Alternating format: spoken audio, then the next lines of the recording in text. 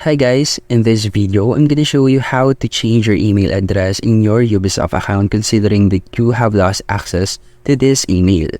First, log into ubisoft.com and then click the profile icon that you can see in the top right corner of the screen and then click the customer support. So this email that we are talking about is not accessible to us. So it does need a customer support assistance from Ubisoft. That's why we need to contact them. Click on this.